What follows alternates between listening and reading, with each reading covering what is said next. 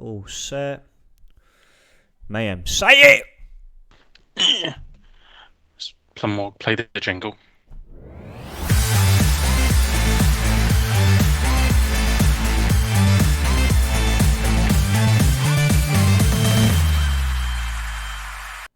There we go. Hello, ladies and gents, and welcome back to the Football Booth podcast. My name is Fennan. I'm one of your main hosts. Joining me, as always, I've got my good friend Mayhem. How you doing, sir? Very good. Very good. It's been a weird week in football. It's been strange, ups and downs. Yeah, and a few occurrences that you wouldn't really expect to even creep up. Yeah, it's been in and out all over the place, but yeah, like you said, a strange one. I don't really know how I feel all in all about it, to be honest. There's a lot to cover, and I don't really know what to start with. I mean, we've had power cuts within the stadiums, which shut off all VAR access. We've had uneven goalposts. We've had shit officiating. I mean, we have that every week. And so there's going to be a lot to cover. Plenty to talk about. And I felt, a lot of it will be somewhat negative, but I thought we would discuss the game last week in the Champions League between Celtic and Leipzig. How are you feeling? Yeah, well, look, big up to the boys that have jumped on early there. Belch is there, and good evening, gentlemen. Doherty shot. Yeah, mate, it's I feel like a broken record every time I talk about Celtic in the Champions League. Yeah, no, I know. Get in positions, and at that level, you just can't miss. Big chances. Kyogo has a gilt-edged chance. Xhaka Marcus at the back post has a big chance. O'Reilly hits the post. Greg Taylor hits the bar, and then we let Timo Werner fucking bag against us. And Belch, we found out last week, he's a big Chelsea fan, so that's just how shit he is. And he's managed to fucking bury one against us. And then we were kind of going for the game, and they absolutely kill us off. And 4 match days and we're out of the Champions League, and it's looking unlikely because somehow Madrid failed to beat Shakhtar Donetsk, so it's looking unlikely that we'll even be able it took them a 95th minute equaliser actually against Shakhtar for Real Madrid. So very bizarre scoreline. We probably struggle to get Europa. You never know. If we beat them at home, then we go to the Bernabeu needing something. So you never know, but it seems unlikely that we'll have European football post Christmas, which is disappointing all over. Yeah. And you think a win over Shakhtar would perhaps push you up into that third place spot and earn you a Europa League place, but at the moment, and the way things have gone for Celtic in the Champions League group, it may well be the Conference League that Celtic find themselves in past the Christmas period. Do we get into the Conference League if we finish bottom of the Champions League? I think we go out. I think we're completely done. Do you not go into the Conference League? No, I think if you're in the Europa League and you finish third, you go into the Conference League. I think if we finish bottom of the group, we're just done. Oh, that would make sense. So that might just be it then for Celtic for European football then this season. Yeah. Yeah. Obviously, look, we've got to get past Shakhtar. The only positive is, if we beat Shakhtar, we get rid of this stupid fucking hoodoo of not winning the home game in the Champions League in 9 years. But if we win there, then it's a fool's hope. We go to Madrid needing a result. But we'll see. But it looks unlikely that it looks unlikely there'd be European football in any knockout capacity in Glasgow post Christmas, because as bad as the 2-0 was against Leipzig, we weren't averaging score lines the same as soft drinks, and by that I don't mean Fanta, I mean 7-Up. Whoa, there it is. I actually watched that game as well. Just a pure masterclass, and I'd see there that Belch has backed you up with the Conference League Is there not like structure. some team that like has a train go through their city or something, through their ground? Sorry, like it's so dead. Like Bodo Glint as well. I know we got beat by him last season, but they have some massive fucking statue of a fish.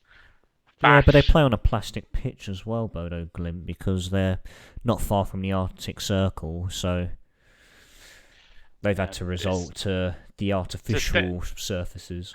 it's a dead competition unless all of a sudden you find yourself in like the semi-finals of that competition, you don't give a shit about it. It is such a Tottenham competition. It really Uh, is, yeah. I mean, and even they managed to fuck it up. Now look, we're I think we're to be honest, I think we're pretty big West Ham fans, aren't we? Not as in don't support them, but I think I like David Moyes. He's obviously the Celtic connections with a friend of the pod he's been on. That's a West Ham fan. Yeah. So we've got some good players there. The likes of I like Jared Bowen. Mikel Antonio's different. I like the boy they've signed as well. That's Skamaka. I think he'll come good. I know he's had a slow start.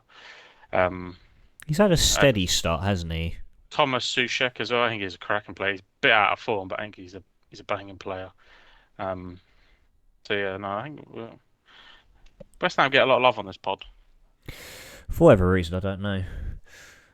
But then Celtic really did bounce back. It wasn't the case of in the previous game against Leipzig when you went to St Johnstone and snatched 3 points with a 95th minute winner. It was quite the opposite this past weekend over Hibs. 6-1 win. I believe it was James Forrest's first start for Celtic this season. And not only bags his 100th goal, but comes away with a hat-trick as well. Yeah, look, yeah, Belcher did sign Paqueta. Yeah, he's a baller as well. He's a great signing. Yeah. But look, he's a baller. He's not quite as good as we know Nick Forrest. That brings up his century. This guy made his debut in a team that had Aidan McGeady and it's Sean Maloney. His 13th season, his 13th consecutive scoring season now, in the league for us. He's 100 goals, he's 99 assists. He joins, the 30 odd men that have scored a century for Celtic. So a massive, massive moment for him and his family. He come up through the academy. Um, Obviously, family full of Celtic fans, him being a Celtic fan himself. So he's one of these ones that, while the others have, we've had some special talents come up through the academy, the like of Aidan McGeady, like to Sean Maloney, Kieran Tierney, and they've gone on. He's stayed, and he's a fabulously decorated footballer. Could end up being one of the most decorated footballers that Celtic have ever had, Yeah. just because of his longevity. Easily. Yeah, and he bags himself a hat trick, gets the match ball, takes himself up to a century, and at some point you'd like to think over the course of the season he bags an assist, and then he's got 100 goals and 100 assists. What a fabulous servant he's been for the football club. Brilliant. And it's thoroughly deserved as well. Like you said, 13 seasons at one club. I mean, it's icon status for James Forrest. I think it's really difficult, like when you're living through their timeline, just to use words like that. I think we'll look back in years gone by and we'll say like Scott Brown, was a legend of the football club, and James Forrest to be up there. Look the way you look back fondly on some of the players now, like the likes of Chris Sutton and John Hartson and Bubba Balde and Art Boric and these boys that were here, but it was difficult to understand, the contribution they were giving. Yeah, I think when we look back and we review James, he was in and out, injuries here and there, and then obviously he gets sort of Brendan Rodgers gives him a wee bit of competition with Paddy Roberts, but also give him the chance to develop, and yeah, he was fantastic. So he owes a lot to Brendan Rodgers and that team, but I think he's kicked on from there. And look, it's nice to see him come back into the fold. I still think, you know, our strongest front three is probably Shota, and maybe I think you're a bit like 50-50 on yeah. Kyogo and I I, Giacomakis I at the really like moment. Giacomakis. Kyogo probably the better player, but maybe it's because Giacomakis wears number 7. I don't know. And I think on the right probably Haksabanovic. He was fantastic on the weekend for the Very 45 impressive minutes he he was, played for yeah. us. Really, really great So performance. then you've Lil Abada, so we've got that depth. Maeda even managed to score against Hibs, which shows you how shit they were on the weekend. So it's nice to have it's nice to have that strength and depth that we haven't had for a little while. And obviously we're missing Callum McGregor, so you wondered how it was all going to pan out. But yeah, I think we've done what we needed to do in the league, and now it's just a case of churning out these domestic wins and put together a solid run going into the fest. Well, we're not even going to get that festive period because we're going to have to suffer through a bit of cold World Cup. But it's now building towards the World Cup. Make sure that we go in clear of them. Absolutely, and that run begins on Wednesday night. You are away to Motherwell in the Scottish League Cup. It's obvious now that that's really the main focus for Celtic, is to now turn their attentions to coming away with a potential domestic treble. Well, it's what we do, isn't it? Yeah. But look, yeah, when you're at Celtic, much like any big club, the expectation is to win every game. Anyone that supports a club that's challenging for trophies, and I'm sure that Belch will obviously back it up, and whoever else we'd have, if we had Sam on here, we would. But no matter what, or that yeah, like if you can get that first domestic trophy, then you can obviously lays down a marker and sets up the rest of the season. So that's what we're looking for. We bit of rotation, I'm sure, but not too much because Motherwell, give them a decent game on the weekend. So we'll have to go into it eyes wide open. But it's a good play. I love going down to Fir Park. Fans are always normally a good voice. It's normally a good day out. Like, Yeah, and then you got the early kickoff on the Saturday at Hearts. How are you feeling? yeah, yeah. Look, I mean, they'll be bang up for it. It's never easy going to Edinburgh, so we'll have to be full tilt. But the games are going to come thick and fast. So just have to go there and perform. With mixed results at Tynecastle in recent history, so we'll know we'll be in a game. Obviously, they're in Europe this year. They were the third best team in the league by a country mile last year, but they're on a bit of a bad run. They were pumped at home by Rangers. They were beat there by Aberdeen on the weekend, so they'll be looking to bounce back as well. So hopefully we can sort of capitalise on that and go and get a result down there. It's always great beating them at their places. It's a good place to go get a Well, I result. know there was a couple of weeks ago you had a few words to express about a particular referee in the SPFL. Off the top of my head, I can't remember his name. Who Is was this it? the one? You spoke about him in an episode previously. John Beaton, was that? John Beaton, that's it. Well, we have a John Beaton of our own in the Championship, formerly a Premier League official as well, believe it or not. So I knew my positive week was always going to come to an abrupt end, as it does as a Cardiff City fan. And so we faced Coventry at home over the weekend, bottom place Coventry, primarily due to them not having a playable pitch for their matches to take place for the first couple of weeks of the Championship season. And so Coventry, who were rock bottom of the Championship, only one victory in their opening 11 games. Naturally, I felt very confident going into that game for once. It's very difficult to go into a game feeling confident and thinking of the next couple of games that we've got coming up, away to QPR on the Wednesday and then the big one on the Sunday. And so I thought this would be a perfect place to really kick on and get a good run of games under our belt, a bit of good momentum going into the South Wales derby on Sunday, and wasn't meant to be. Unfortunately, we came up short, 1-0. I'm in a much calmer mood to discuss the ongoings in that game. So the game, I mean, it started off really well, I thought. I felt the intensity from both sides was pretty, and it was pretty end-to-end stuff. And then come 35 minutes, Coventry get a breakaway and ball's played through.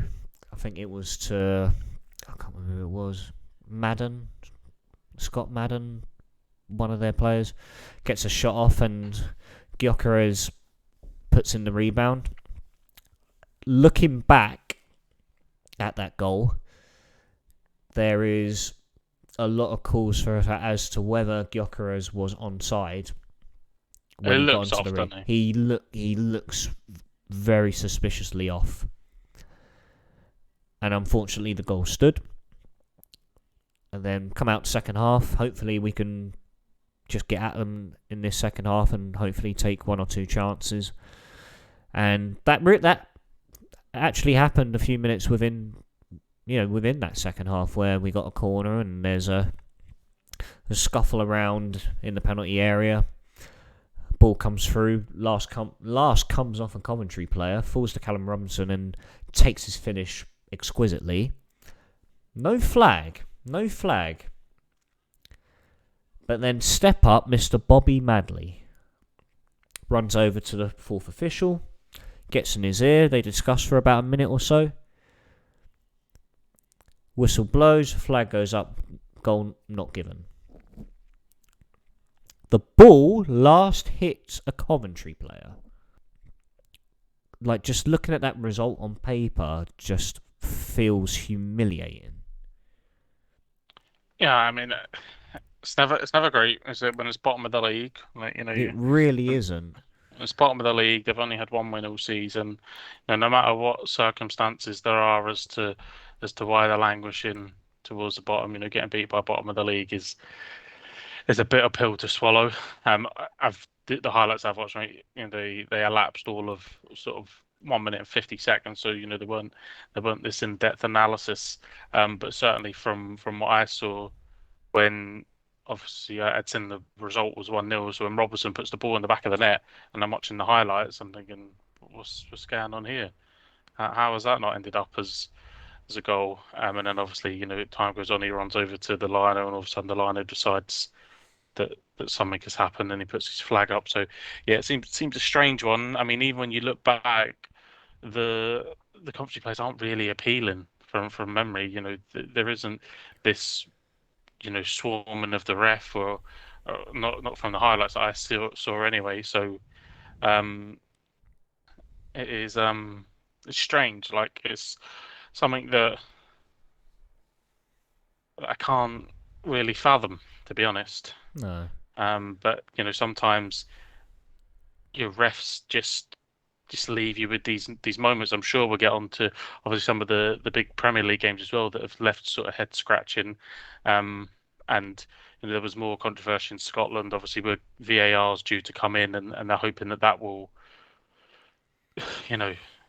solve it. I can't see it. I just think fundamentally, the officiating throughout Britain is awful. Belcher saying, who won the Ballon d'Or?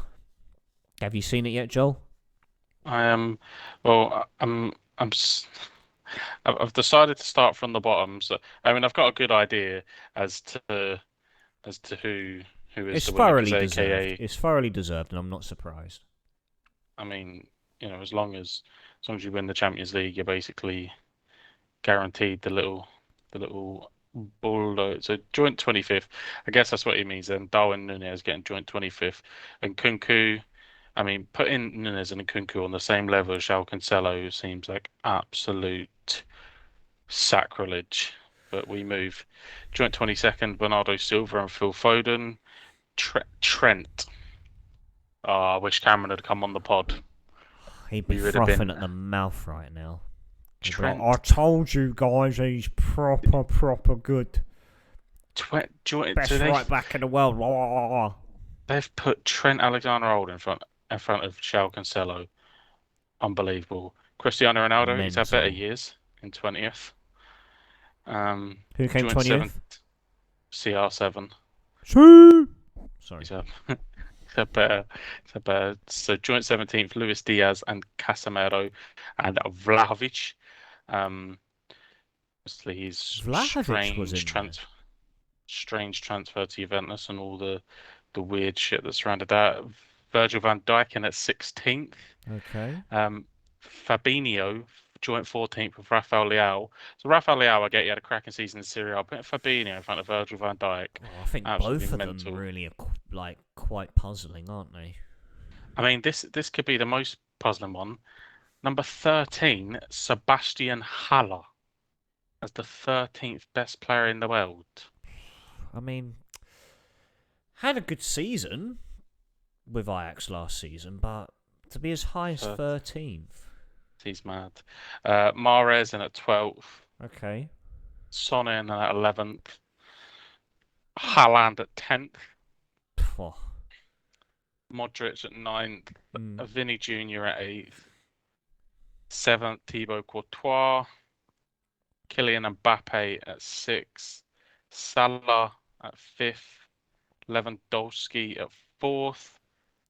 Kevin De Bruyne, second Mane. So you're telling me, hold on a Sadio minute. Mane came second.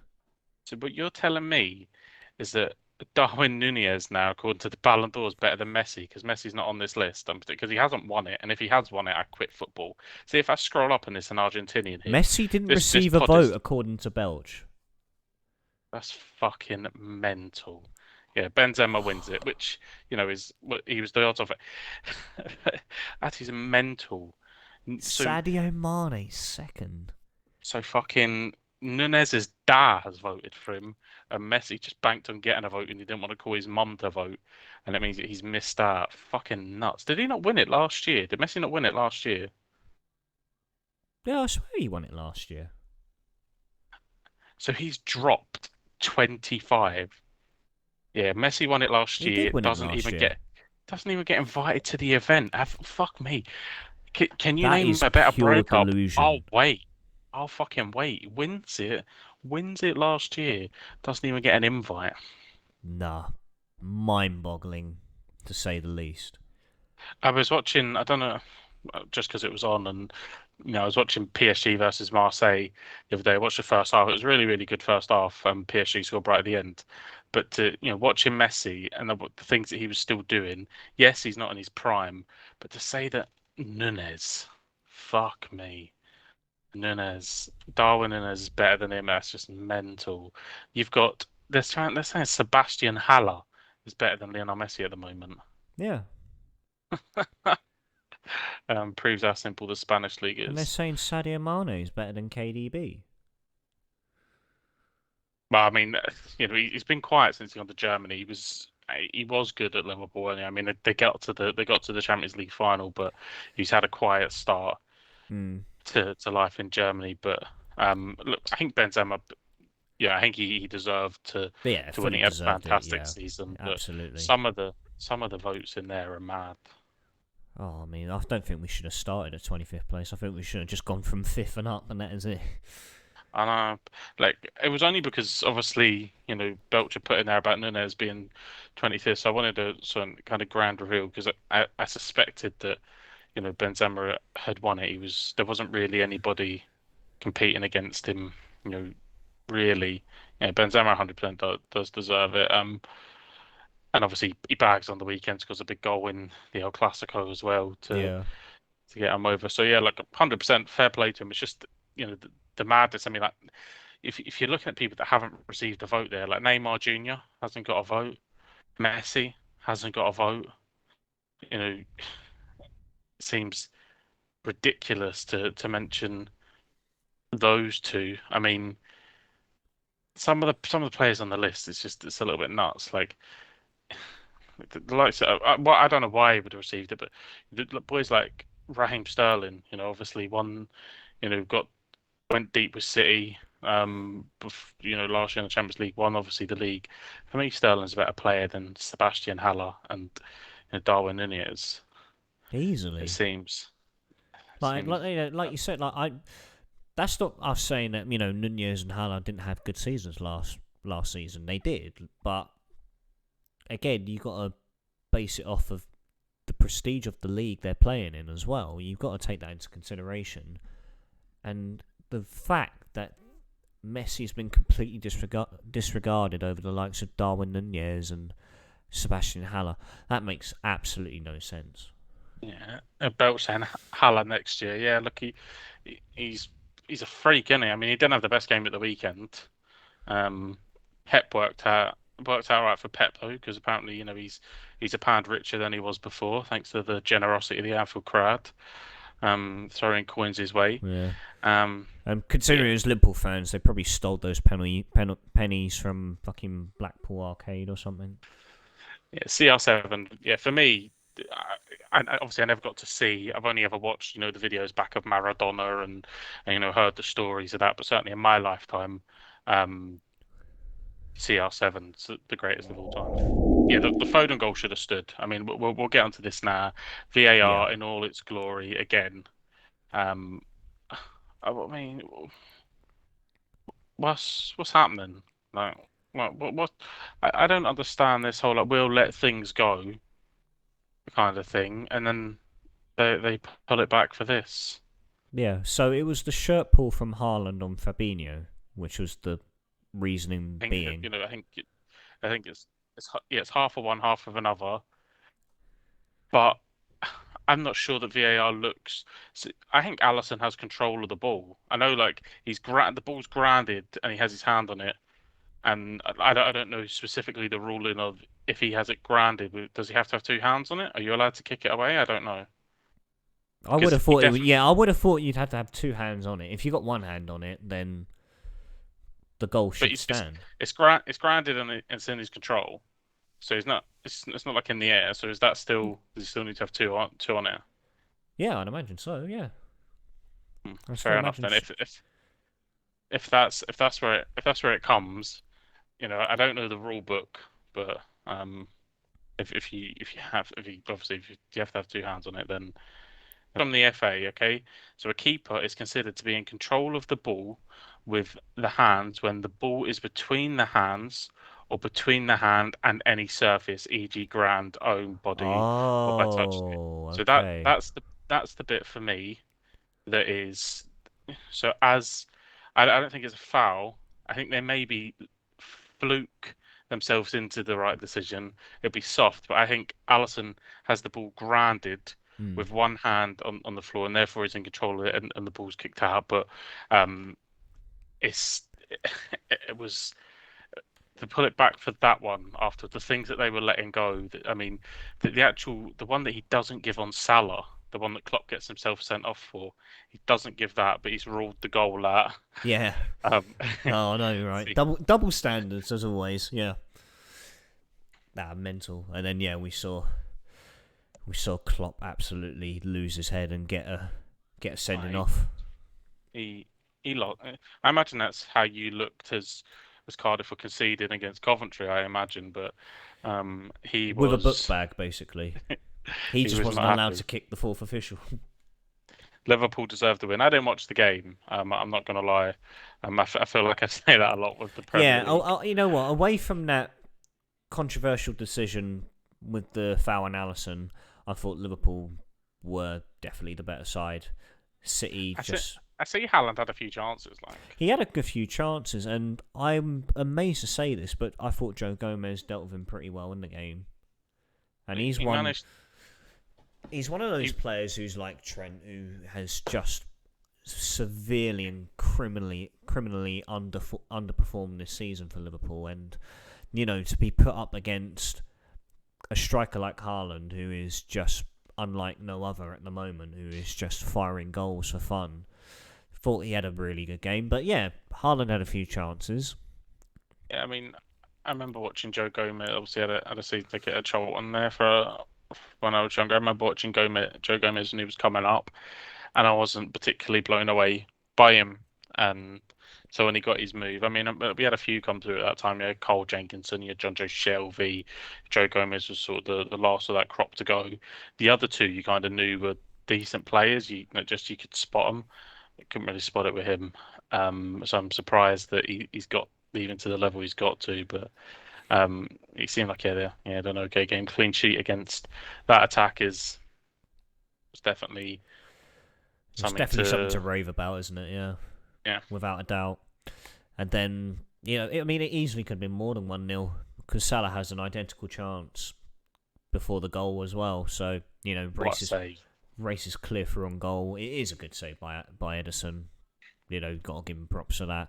I know it's always like Oh, you'd be disappointed to miss it, but fuck, what an amazing save! Like, yeah. Well, I mean, we always think of that.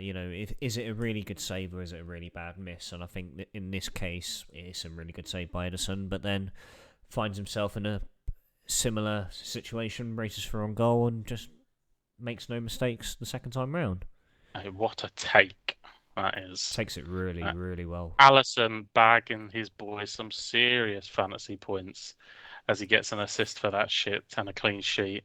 He just come up trumps there, but I mean, what a touch from Salah against Schalke and Salah, one of the best fullbacks in the world. Yeah, Apparently, according to the Ballon d'Or, not as good as Trent Alexander-Arnold, but it's not English, yeah, that's why. so mate, if he was English, he'd be fifth best. But he takes it beautifully, strolls through, bags with it, and yeah, unbelievable. Exquisite While finish. we're on that, Belch, how pissed are you, mate, that Trent Alexander-Arnold has just bagged himself as being the best English fullback according to the Ballon d'Or? So that's it. Reece James modded. Reece James is a myth, Belch. Absolute myth. So Gareth Southgate in all his glory there. Trent, There's get him this on the plane. the viewership's going to drop here. Yeah, I know, right? Yeah, yeah, from 2 to 1. Even Reece James being injured most of the season is better than Trent Alexander-Arnold. Anyone with eyes can fucking see that. But a massive U-turn for Liverpool, though. Is this the start of where Liverpool now change fortunes, find themselves climbing back up the table and in that top four bracket now? Yeah, I still think they get top four. I don't know. There's something about them, and I think that's a big statement still because they're a long way off it. That the title's dead. Like they're not coming back from that. Arsenal are too consistent to fall out of the top four this year. Yeah. Man City are too good. Spurs are playing the shittest football I've ever seen a Tottenham side play, but they're getting results, which is a complete oxymoron because growing up Spurs were a team that played good football and had Teddy Sheringham and Ed van der Vaart and Gareth Bale, but they could never win bottle jobs, couldn't win ugly, and now they're playing the ugliest football I've ever seen, but they're winning. They're fine. um Yeah, I'll tell you what, they're getting points on the board. yeah, I mean, I think yes, I don't know. Liverpool, there seems to be this whole thing about Anfield and City. There are some grounds that people struggle. I remember like Jose Mourinho's Chelsea struggling up at St James's Park, um, you know, famously, and obviously United struggled to go to Highbury. I just think that Tottenham struggled to go to Stamford Bridge. It just these places that you struggle to go, and I think for whatever reason, City have a real problem going to Anfield. I don't know why. Well, I think even Guardiola came out and said that as well. Yeah, yeah, if for whatever reason that there's something that happens, and and they get up, and yeah, and they seem to really has an effect on them for whatever reason. But I just think it's somewhere that they struggle Yeah. to go. But I think they'll be they'll be grand. I think they'll they'll play Arsenal, they'll beat Arsenal, they'll drag that in, and I can see the bubble bursting with Arsenal. I don't think it'll burst as bad as it has done in previous years, but Mm. I think City will still run out winners. Belch saying top four: City, Arsenal, Spurs, Chelsea. Yeah, look, I could easily see that as well. I think the big difference here is that Spurs are going to win a lot more games that they And they're wouldn't have winning won a few ugly more as seasons. well at the Yeah, moment. I mean, well, they haven't won. I haven't seen them play good football once this season. I've watched them a few times. Play fucking ugly in the Champions League and even more uglier in the Premier League. I remember I see the penalty in real time. I thought Kane had dived. I've since seen the reverse angle where Jordan put he clipped Pickford's head and there is contact. I still think it's soft. The It's penalty. minimal, yeah. It is very minimal. On another day, you'd see that dismissed, wouldn't you? Yeah. Yeah, like, I hope Graham Potter does do well with Chelsea. I think he's a fantastic coach. Obviously, I think we've spoken a little bit on the pod about his journey and obviously, being out in Sweden and what he done and, obviously getting his chance. And I think it's brilliant. And he just seems really switched on And hopefully, well, Chelsea are always going to spend money. It's just something that Chelsea do. But I know it's not like them to give a manager time. Um, I hope he gets a little bit more than because there may be that maybe they go through the wee honeymoon um, spot and then I don't know, but I hope he gets time. I think they could be serious contenders. Well, a man whose days are truly numbered after falling to Chelsea at home 2-0. So I'm just going to do the sound alert myself. Yeah, of course. Surely Stevie G's time is running out at Villa now. Look, I don't think he's being exposed, mate. I'm always going to come across as being bitter because obviously he stopped the 10 and he's a raging Hun fuck. But I just think he's being exposed. He wins the title, against the the Scottish juggernaut that was Celtic. 9 in a row, going for 10. You know, historic stuff to stop it. But Celtic was so fucking bad. That's yes, they go unbeaten, and credit to them and all that. But Celtic was so bad that season, It was a so very, bad very underwhelming season, that wasn't it? Yeah. I think that he's been safeguarded maybe a bit. He's got the Villa job. They've spent money. I mean, he's been unlucky with the people that he signed. It seems anyone that he signs, gets injured. But just ultimately, yeah, it's been really flat. Villa have got the owners and the fans of this idea that they could be like the best of the rest, kind of seventh, eighth. Um, they'll be looking down a little bit more than they're looking up. Yeah, no, they will. And I mean, we've seen it with Villa in the past with the dismissal of Dean Smith at the time, which I know we were deeming harsh at that period of the season for Villa. And so, I don't think they seem like there'd be a team that would really stick with him for much longer. Unless they truly believe, like, once he gets the players he's brought in, he gets them fully fit and playing amongst one another, then things may change. But at the moment, it's not looking good for him. No, but you can see the 9 goals in that season. Can't shit on his season. Scott, I think it's really unless you watch Scottish football week in week out, obviously religiously. I think there's a bubble that exists around it.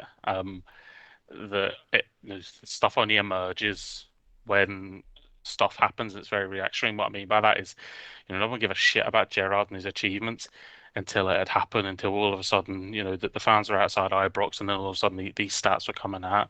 But ultimately, the league was awful. Celtic and Rangers have double, if not triple. In some cases, probably quadruple the budgets of these teams. So, you know, and again, it comes across. I know it comes across as me being like, they're still shy, kind of hanging us a wee bit better, but I just didn't think he was a fantastic manager up here. He was outclassed by Brendan Rodgers. Brendan Rodgers, that fella that's currently bottom of the bottom of the Premier League, can't buy a win for Leicester. He was outclassed by that guy. Then Brendan left and Lennon come in. Lennon, by the way, Lennon is the most dinosauric fucking manager that has ever existed in our club's history, right? And we had Okay, in fucking your club's John Barnes history, and yeah. Kenny Dalglish and Yeah. fucking Tony Mowbray, for fuck's sake, and Neil Lennon was still a Tony dinosaur. To, Mowbray, Christ, to, man. and that to the point that he's now fucking managing a Cypriot team and they're kicking lumps out of United and he's clapping on a Thursday night. And this guy won a title against Gerrard, and then Gerrard goes on and wins his title. Steven Gerrard, if it wasn't for COVID, loses his job at the back end of that season, gets Yeah. sacked as Rangers manager because Celtic have won 9 in a row, gets sacked as Rangers manager, and you never hear from Gerrard again, apart from when he's doing a shitty podcast with Robbie Fowler and they're talking about the good old days. So COVID saves his job, and then he comes back and he wins the league, obviously. So I just think he was mega protected by the media up in Scotland, mega protected by the club he was at, and now once he's got onto a level playing field, you know with Sin, just how piss poor this guy is. I mean, his record is worse. His record at Aston Villa is worse than Gary Neville's at Valencia. Like, yeah, That's a I mean, record not to be it, proud of in the slightest. it's piss poor. Yeah, I mean, I listen to the It's Gary Neville podcast, dreadful. and when he always talks, and he's like, he always says this bit like, failures are bruise. You learn from it, blah blah blah. And he says that someone sent that to him as he got sacked from Valencia. You know, Gerrard's still in the fucking job, and it's getting worse. Obviously, beat on the weekend by Chelsea, comfortably. Mason Mount bangs a wonderful free kick, and then scores a brace. And from the highlights I've seen, there wasn't much of Chelsea doing much, to be honest. There wasn't much of Villa doing much, sorry. So he's been mega protected, I think. But yeah, he has to get the chop soon. And then when that happens, who wants him? Where does he go? This is the thing. I mean, and Belch is saying there that he's championship level at best. That may well be his level, based on his records at the moment. And speaking of Brendan Rodgers, you see Leicester fans now are really calling for change.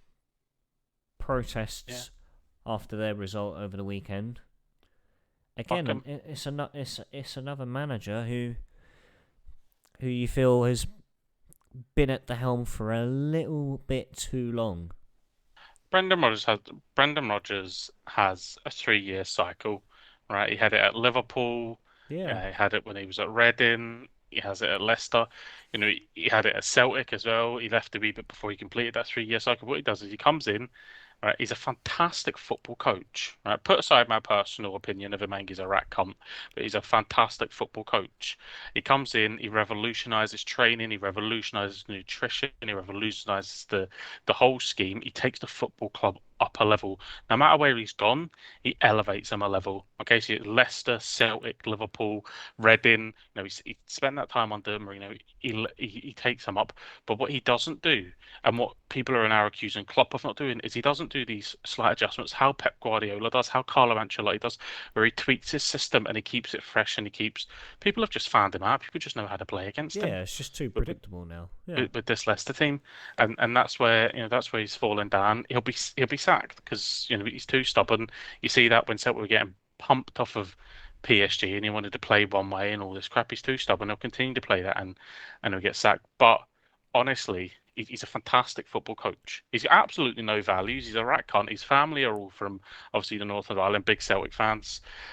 He was at a club that he supported when he grew up. He made up stories about walking in to the Celtic Park and one of the Lisbon Lions coming up and sorry, Danny McGrain coming up and saying, "Do you still want me?" And him saying, "It's Danny McGrain." All this pish that fucking rolls out of his mouth. He's an absolute fucking barefaced liar, but he's a fantastic football coach. And if he does get sacked by Leicester, then someone will inherit a fantastic football coach. He'll not be out of work because his record speaks for himself. But he has a cycle of where he lifts the club up, he revolutionises it. People figure out how he's playing with that club, and it comes to an end. Happened with Liverpool. Celtic, obviously Leicester come in. He's now gone to Leicester, and he's going back through that cycle. Yeah, no, I know what you mean with the cycle, and again, it tends to be a 3-year period. I think he's just had different outcomes at clubs. I feel Liverpool, he again took them up to the level that they used to be at in challenging for the title. He took them over when they're dangling down in 7th, 8th. They've gone through the Dalglish era. They've gone through the Hodgson era.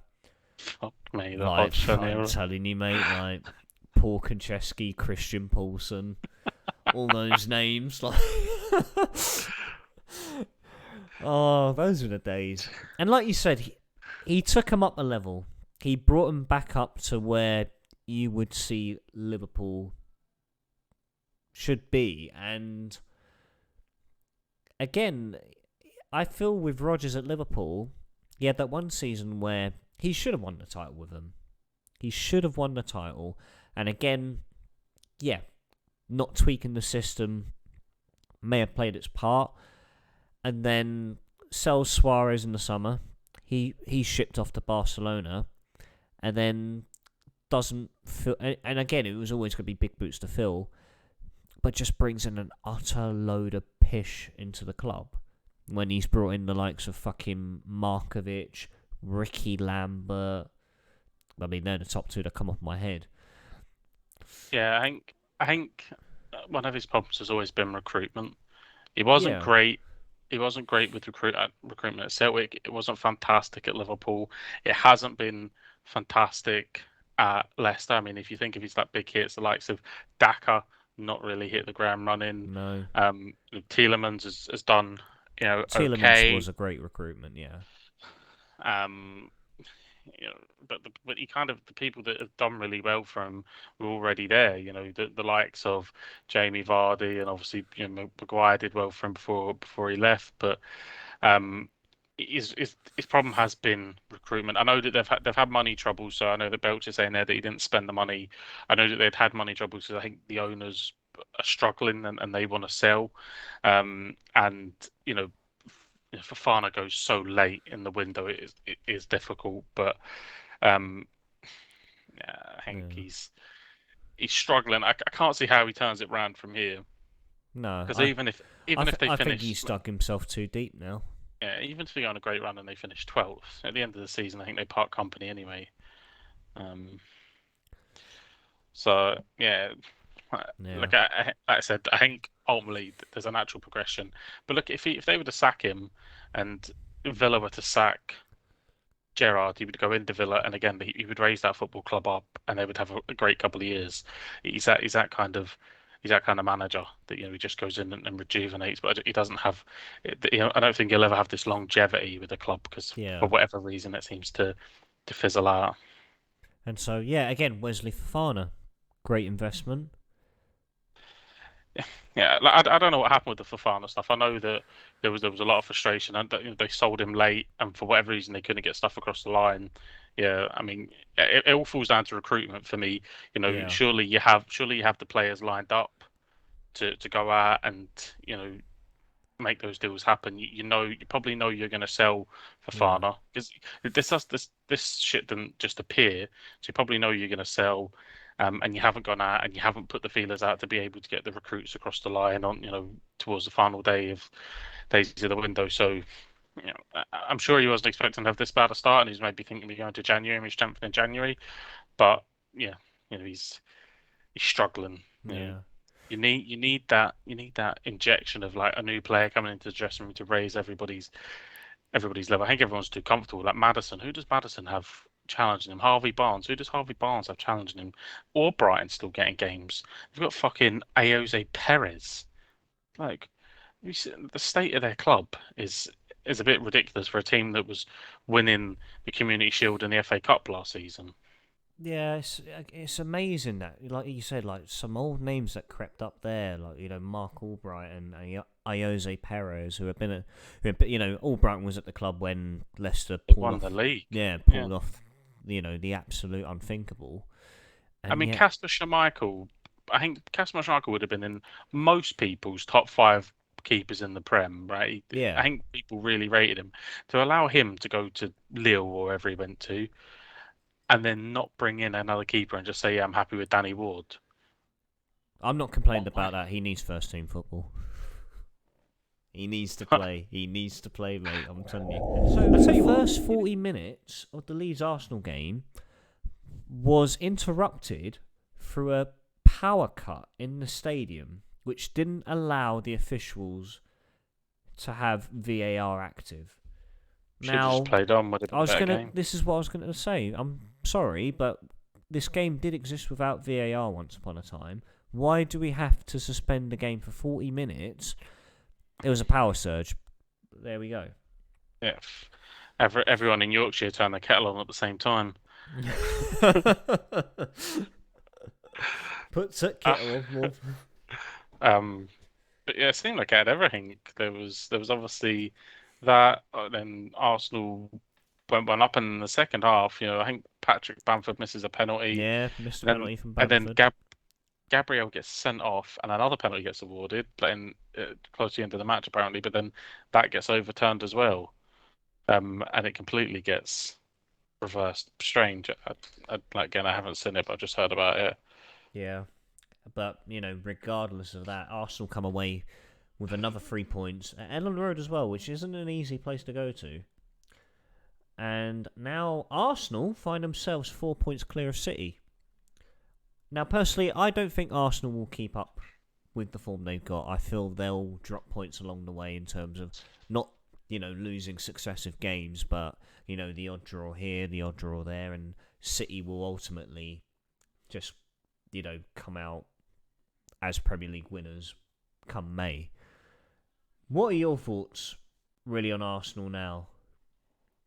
Well, I think we've expressed our opinions on Arteta pretty openly on the Yeah, podcast, we saying that have. I don't think he is a great football manager. Um, and I think Arsenal, even with their successes this season, could be doing so much better if they had an elite level manager. However, I think for one, it really sells longevity. I hope the likes of Ten Hag and Potter and that get a wee bit more time because the blueprint's been laid at the Emirates. He's starting to have success. Going into his Yeah, third or fourth season or whatever. But they look like a real team. And I think that they remind me, and this is, I don't know if this is even maybe disrespectful or if I'm maybe looking at it. I think they will fall away, but they remind me of that Leicester team that yeah, won it. That exactly. they- Yeah, they've that real team. I can remember like Ranieri and what he built that siege mentality. They didn't have, Wes Morgan has a Premier League winners medal. You know what I mean? So you know the team well, that there's many Arsenal have, many names you can I put you know what I there mean. that So you think, my God, they got a Premier League medal. they've got some real class players in important positions. I think Aaron Ramsdale's a really really good keeper. I think Saliba that's come back is a top talent that they can nurture around in defence. Odegaard is a really really good footballer, and Gabriel Jesus is a special player, and they can build around that. They've got the likes of Martinelli who's done fantastically this season. Saka, and everyone seems reinvigorated, even with the whole shit that's surrounding Thomas Partey and all that, all the stuff that's come out about him. And again, if that's to be found true, he should be nowhere near the Premier League either. Although I think the police have stopped all inquiries into that one now. So yeah, Arsenal, I think it's a breath of fresh air. I mean, unless you're Yeah, a Tottenham fan, amazed that I've got a Chelsea fan saying that he loves Arteta in the chat. But I think unless you're in that kind of London bubble, I think it's nice to see someone else up there. Because let's be honest, everybody just thought that we were going to see City win this league for the next 10 years. by a So having someone landslide else as up there, well. Yeah, yeah, having someone that they're challenging, it's nice. It's like those seasons where Lille go on these runs and they really take it to PSG and hmm and they nick it and then they end up in 10th. I could honestly see Arsenal doing that. Pinching. It's a long way to go and it's very retrospectively and it wouldn't surprise me if they were to go on, have a great season, win the league, and then next year find themselves down in 10th. Um, yeah. It'll make AFTV more enjoyable to watch again. Because I know but I haven't watched it in a very long time because things are going so well for Arsenal at the that's it. moment. I mean, their viewership crashes, doesn't it? Um, Absolutely. What are your thoughts on Man United as of late? I mean, they came away with a 0-0 draw against Newcastle, missed some very key opportunities in that game as well. Do you fancy them in that Chelsea game by in any possibility? no. Can you see United As coming away with anything? has Potter not already turned up to Old Trafford and beat them once this season? I think yeah, no, he definitely has. He definitely has. So what he's going to be saying is, Abangyan, what I need you to do is give me your best Danny Welbeck impression, Obama because who? like, Obama what? I'm on my block, like yeah. But I've been saying that way too much in as all the long as team he as as of long as he late. shows up and as long as he turns up and does his best Danny Welbeck impression, I just think they have too much. Um, I like the Chelsea squad. I don't know, there's a real there's a real balance to it. Um, and I think it's at the Bridge as well, isn't it? It At is at the Stamford Bridge. bridge. It is in the Been a bridge. Yeah. been a place again that United haven't travelled well to in recent times. For me, I think Potter will get one over. Aubameyang used to like a goal against United, back when he was wearing red and white, but um, I don't know. Mason Mount looks in good nick. I think this is the kind of game where you see Raheem Sterling, just bag. He's that big name player. So um, yeah, look, if you play a lot of FIFA, start preemptively buying your Raheem Sterlings because he's one to watch. Card, he's going to come through. What are your thoughts on Ten Hag, Mayhem? Do you feel that he will be at United in the long term future? Quite difficult to I think tell at the moment. I think if you speak to United fans, they're buzzing they've got him. Yeah, And he comes across really, really well. Um, I don't think the Glazers are brave enough at the moment. With their last 12 months, the run they've been on with the Super League and the fans getting on the pitch, and yeah, obviously the constant protests that have been heard by United fans for a long time now. It hasn't just been since they've been shit, but they have been shit for a while. mm, Um, they've wanted the Glazers out for a long time. And I think any football club would, they're a parasite of football, but I don't think they've got enough about them to go against the fans. So I think he will get time. Um,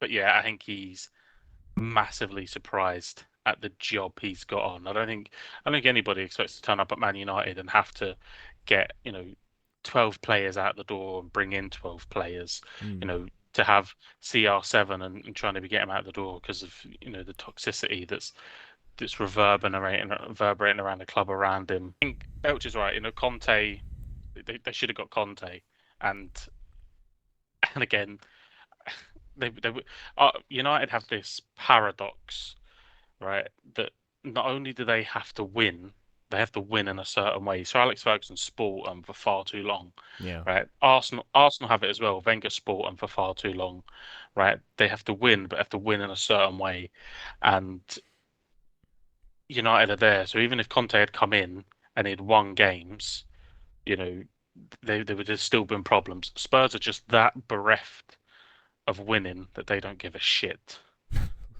I mean, they just yeah, they just want to win, yeah. even if it's a fucking Carabao Cup or whatever they call it these days. Right? They will take anything. I feel they need it just so they could say they've actually won some silverware in recent times.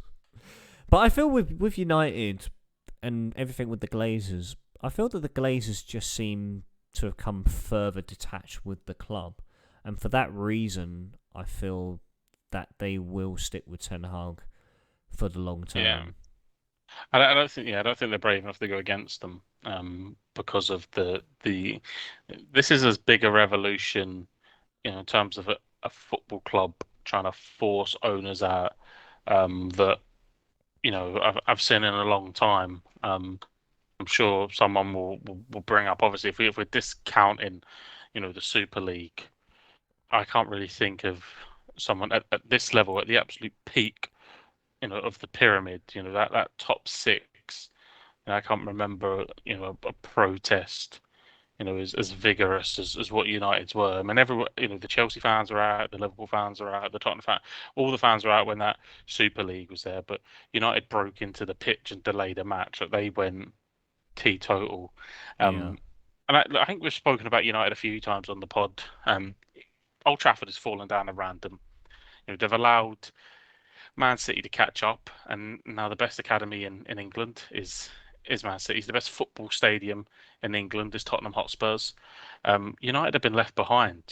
Yes, you have the biggest capacity, but you've got a ground that's full. Old Trafford either needs knocked down and rebuilt or serious redevelopment done to it. yeah, There's 100%. problem, there's problems with the redevelopment because of where it is and where it backs onto. Whether the council will go for it, but this football club and the amount of money that it makes, is it's ridiculous that they're not challenging for the title every single year. I mean, both saying the best academy is Chelsea. Even if that's true, right? You shouldn't be anywhere near United. I mean, the No, players that they were churning out. You've got the class of whatever it was, the what was it, class of class of '92. 90. Yeah. Um, you know, they were churning these players out in '92. No one should have caught up with that academy. Yeah, But there hasn't been a class of anything since '92 for United. yeah, so like no one should have caught up with that. They've took their foot off the gas. I remember like they used to have these prospects coming through. You would have seen like, Federico Makeda or obviously Marcus Rashford come through. These would have been, season upon season. There would have just been someone being developed. You know, there isn't that. It just isn't a thing that happens, and why you've got players littered on City's bench, youngsters and Chelsea's and Liverpool's and Tottenham's. You just don't have it United anymore. That they've fallen so far. There's so much that needs fixed at Manchester United Football Club that it's a project. Yeah, It's incredible to say that United is a project. From a club that generates the amount of money that it does. yeah. You wouldn't have thought of muttering those words about United when growing up, would you? And they've had people come through the ranks. You mentioned Makeda, then you go from someone like Makeda, you then go to someone like Marcus Rashford, who's a massive sporadic performer, who had a great start when he got into that first team frame, and then again just drifted in and out, had ups and downs throughout the seasons he's played, and then the next thing you got closest coming up through the academy is someone who's now fucking been denied bail for beating up his missus. Yeah, like I mean, and this is just the level. I think if you look down the teams, that are doing really well, there's normally at least one right person that fucking gets it, right? So look at City, Phil Foden. Right, boy's a Manchester lad. Yeah. Boy just fucking gets it, right? You go to Liverpool, whether you like him or not, Trent, right? Trent just fucking gets it. Chelsea, Mason Mount, Reece James, just get it. Tottenham, Harry Kane, just gets it. And you West can keep going Ham, down. Declan Rice gets it. Yeah. You get to Arsenal, Mikel Arteta, former captain, he gets it, he embodies it, but they've got other people Probably that like have Bukayo Saka gets it. that have, that have been there. United don't have that. There isn't someone you can maybe say Rashford. He's the Um, closest name to it. but again, he's so I don't feel like he gets it. That's the difference. I don't feel like he gets it. And it just seems super strange that when you're looking at the United team, it looks so foreign to anything that they've had before. You think back, the success they had was built on like Carrick, Scholes, Neville, Beckham. This core foundation. These boys from Manchester that just got it, and they've moved away from that. And I think that in part has really left them to struggle. That Hull and Birmingham City's game was delayed as well due to having the wrong size of goalposts. Like, just like, oh God. These are things that you would never expect to talk about. I hope that as they come out to change those goalposts, they're on little tricycles. Oh, Fucking- Dave, you fucking saw it too short. Where was it? Was it? Well, I mean, it doesn't really matter if it was in Hull or Birmingham. They're both It was at shitholes. Hull. It was at the KC Stadium, yeah. Hull famously voted as the worst place to live in the UK. Is it really? Yeah, it is a proper shithole. Oh, wow. Right. Fantasy football time. There isn't many changes to the league table. And so, staying top is Joe. One of those two changes is Endro moving up to second, overtaking Liam, who's now dropped to third. Even though they're on same points. So, they're both second. And it's the same with me and Sam. Sam's in fourth, I'm in fifth. Same number of points. Sixth place, Mike. Seventh place, you, Joel. Eighth place, and has now moved within 14 points of you. Fuck up. We were trying to get him on tonight. Unfortunately, he couldn't make it. But it is Mayhem's younger brother Cam, who has moved up to 8th place. He's catching up. He's catching up. He did, in fact, tie with Endro with the most number of points in that game week that we just had. So, I'll tell you what. I mean, it feels like there's a bit of a gap opening amongst the top 3. And then it's just a massive dogfight from 4th to 7th. I'm worried. Yeah, I need to have a good week. I'm starting to panic a bit as well. I've made my one transfer already. I don't know if you have, Joel. No. Anya broke her phone, so I haven't really had my phone. But thankfully, thank the Lord that my mum will be bringing one over tomorrow when she comes. So I'll get my phone back, and then I'll have a look at my team to see. I know that obviously Diaz is injured, so look to take him out. I know that I think I've got Walker in there as well, who's injured, and Fofana on the bench, who's injured. So I need to come up with a few changes and move a few things around and see kind of where we stand after that. Problem is that now you've kind of got to. I've got to kind of do something different to make up the deficit. I know that people have got Ivan Toney in, and he keeps bagging, and yeah, I he's don't know. bagging at the moment. I put him in last week, and yeah, again, returned my faith in him. Should have been at Celtic. Should have been at Celtic. What could have been?